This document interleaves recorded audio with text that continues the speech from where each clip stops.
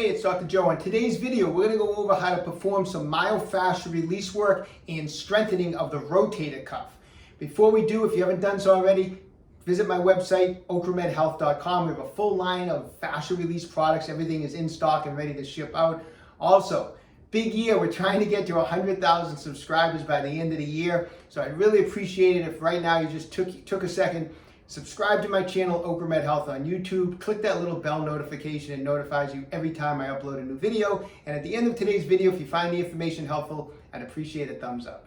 So the rotator cuff is made up of 4 separate muscles, and the primary purpose of the rotator cuff is to stabilize the shoulder joint.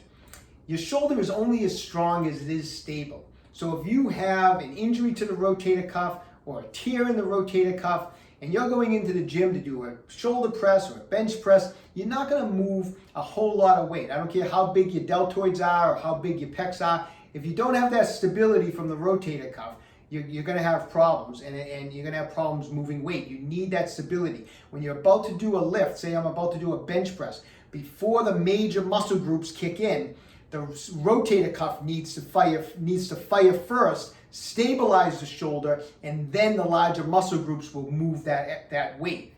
So today's video, we're going to focus in on 2 of the 4 rotator cuff muscles. We're going to talk about the infraspinatus and the teres minor. The reason we're talking about those 2 rotator cuff muscles together is they both have the same action. They're external rotators of the shoulder. They move the arm from this position to this position, external rotation. So we're going to talk about those 2 muscles. These two muscles, the infraspinatus and the teres minor, they're commonly strained in the gym. They're commonly injured. They have a lot of wear and tear from doing a lot of lifting, and just from even daily activities, they have a lot of wear and tear. And they can also build up a lot of adhesion, a lot of fascial adhesion in those 2 muscles. That decreases the elasticity. When you decrease elasticity to a muscle, it starts tugging on and pulling on its tendon attachments. That creates discomfort. You may notice you're reaching back in your car to grab something and you're feeling shoulder pain, or you're washing your hair and you feel your shoulder hurts, or you're scratching your back.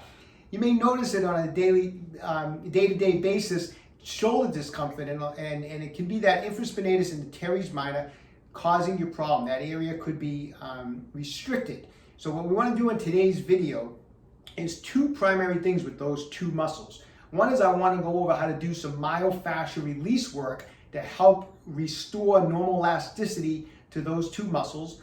And then I want to show you a couple exercises to strengthen those 2 muscles to help prevent future injuries, okay? Before we do anything, it's always super helpful to understand the anatomy of the muscle we're working on. So let's do that right now. So the infraspinatus muscle is a thick triangular muscle which originates off the medial 2/3 of the infraspinatus fossa of the scapula. It then inserts into the greater tubercle of the humerus. The teres minor is actually a long, narrow muscle which originates off the dorsal surface of the axillary border of the scapula, and it also inserts onto the greater tubercle of the humerus.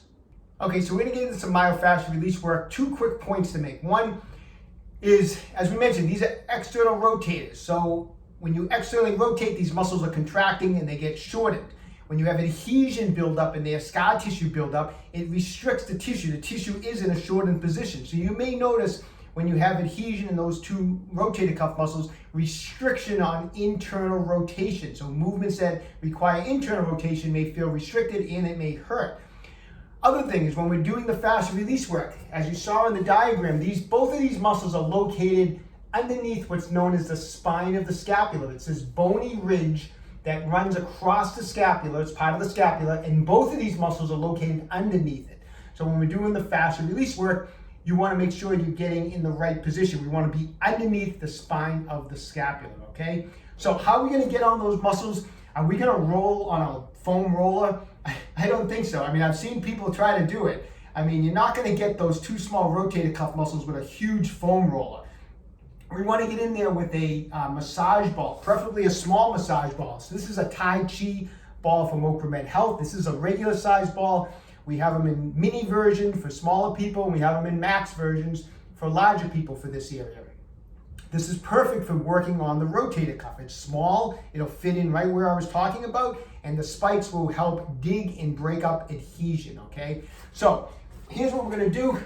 We're gonna get in underneath that ridge. I'm gonna actually just take my shirt off. I wanna show you, this is a very easy area to get to, but I wanna just show you so you make sure, because people are always like, well, where is it? So if I turn here, it pops out. You can see that bony ridge, it's right here. That's the spine of the scapula. And underneath it is the infraspinatus and the teres minor. And because it's located right underneath it, it's easy to find. You can palpate it, you'll feel that bony ridge, and that's where we're gonna put the massage ball. It's gonna be underneath that bony ridge, and then we'll know we're on those muscles. And don't forget, those muscles come from here, and then they come out kind of behind the shoulder. The muscles insert onto the humerus, which is the arm bone. And so we're gonna make sure we're working from underneath the spine of the scapula out towards the back of the shoulder, okay? So, get on the ground like this, take the massage ball, feel that bony ridge, put the ball right underneath the bony ridge, and now roll onto it. Now, lightly at first. If you're not used to doing this type of work, don't put all your weight on it at first, just do it lightly, put some pressure on it, and then just kind of let that ball dig around a little bit, kind of side to side, up and down, make little circles, and spend 30 or 40 seconds, and then move the ball a little bit. Why don't we work from the midline and just kind of start working the ball out towards the back of the shoulder. So move it about half an inch, and again, spend about 30 or 40 seconds kind of rolling around, digging out any adhesion in there, and move it again. So you might be spending 3 minutes or so on this area, 2-3 minutes, and just keep rolling it around, back and forth, like I said, just all different directions, and let that ball kind of dig at the adhesions. Now, if you happen to find a particular spot where you actually can feel a knot, like you feel something that's a little more tender and it feels knotted, you can just kind of hang out here for an extra 30 or 40 seconds, try to put as much pressure on that spot as you can handle, and just hang out there for another 30 or 40 seconds, just letting that ball just hold direct pressure on that knot, okay? So after you do that, and we've done that for 2 or 3 minutes, now let's add a little active motion. So as we mentioned, these muscles are externally rotating the shoulder. So I'm gonna get back with the ball. I'm gonna place it underneath that bony ridge again, the spine of the scapula. Just like that. I'm gonna have my arm in this position. I'm gonna find maybe a sensitive spot, or find that knot again. And from this position, I'm gonna just go back and forth with my arms. Back and forth just like that. Do that about 10 times. Move the ball a little bit. Again, put direct pressure on it. Back and forth, just like that. So maybe make 3 or 4 movements with the ball, and every time you make that movement, go about 10 times with external, internal rotation. Now, go back to the beginning again. Go back underneath that spine of the scapula. This time have your arm in this position. And again, put your weight on the ball. We can do external and internal rotation with the arm now. Instead of being by my side, I have it out, and I'm going to do external and internal rotation 10 times. Move the ball again about half an inch out towards the shoulder, and again, 10 times back and forth. So we're going to make maybe 3 or 4 movements from the spine of the scapula out to the back of the shoulder, and we're going to be incorporating some active motion. That's going to also help break up any adhesions that are in that area, okay? You know, the whole process, it maybe takes you 10 minutes to do some of that fascial release work. Don't be surprised, you might be a little sore in there the next day, that's okay. That's why I ease into it, nice and easy, a little more pressure every single time. That's gonna be breaking up the adhesions in there, okay? We also wanna be strengthening the area, not only to help us recover from the injury that we currently have, but also to prevent future injuries. So let me show you a couple of great exercises. Okay, this first exercise is a great exercise.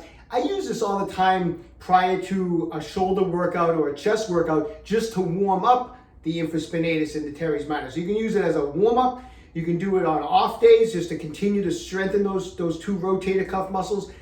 Remember, any rotator cuff exercises, they're all gonna be low weight, high repetition. The reason being is if you start trying to do rotator cuff muscles with heavy weight, the larger muscle groups kick in and it defeats the purpose. So I always tell people to start light, and before I know it, they're using 20, 30 pounds of different exercises, and it defeats the purpose. Just stick with the light weight and just increase the repetition. So always be doing a weight, at least getting 15 to 20 reps minimum. And it should be really, it's just to fire the muscles. It's to activate the muscles and to strengthen them without engaging the larger muscle group. So this is just like a 2-pound weight, which is plenty of weight for doing these type of exercises. I'm gonna have my arm out to the side and my elbow bent at 90 degrees, just like that. I'm gonna hold this little plate here, and from this position, I'm going to externally rotate up and then come back down, just like that. Nice, slow and controlled. You should be in complete control.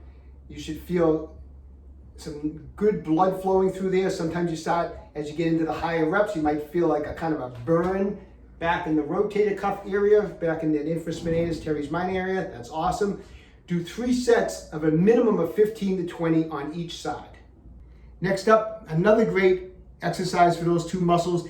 Once again, this is also a great exercise to do prior to your chest training, prior to your shoulder workout. It helps warm up those muscles to prevent injury. So you can use it as a warm up, maybe go a little less intensely and just do it to warm up the muscle, or you can use this on off days, go a little more intense on the repetitions to try to strengthen that area even more.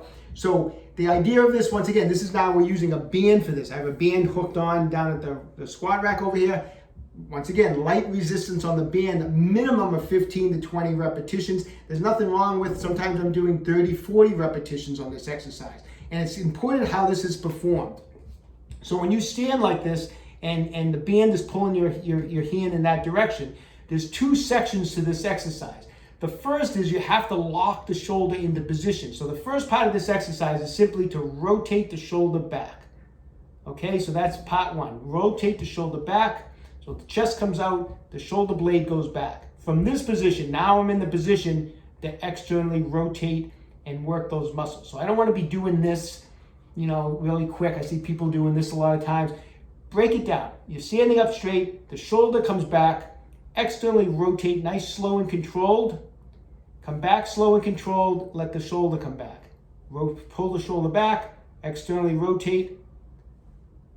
So it becomes a nice smooth motion. You just don't rush it. There's no need to rush it. You get a much better contraction, much better activation if you just make this a nice, smooth and controlled motion. Just like the other exercise, minimum 15 to 20 reps per set, and you're gonna do 3 sets on each side.